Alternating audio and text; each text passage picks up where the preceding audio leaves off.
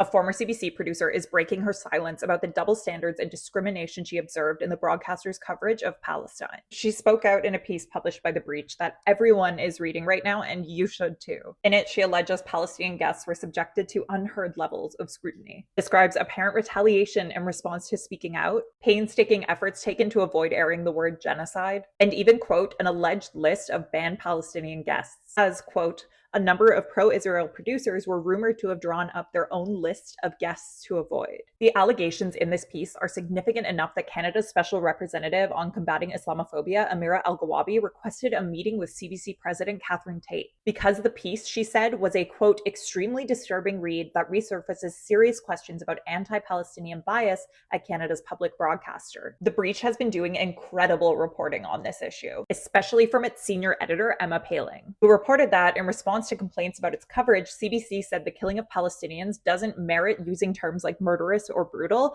because, CBC argued, Israel carries out those killings remotely. Paling also reported that CTV, which also runs CP24 and BNN Bloomberg, directed journalists not to use the word Palestine and cultivated a culture of fear, suppressing critical coverage of Israel's war on Gaza. Sounds familiar. When I worked for a major national news outlet, I tweeted this, which you can pause to read. And I got a message from management telling me that tweet was biased. My work also refused to publish a story I worked painstakingly to report on Shireen Abu Akleh being killed by the IDF, in which I spoke to 4 people who knew her, including the cameraman who filmed her murder. In the email informing me the story didn't meet the standards for publication, I was told there was essentially only 1 person interviewed for the story when there were 4. And the word melodramatic was used. After my layoff, I reported it independently, and you guys sure seem to think that it was a story worth telling. Saying this stuff is terrifying, but the only way to fix our journalistic failings is to talk about them. And to quote the CBC producer who spoke out, if journalists in Gaza were sacrificing their lives to tell the truth, I should at least be prepared to take some risks. What do you think of all this?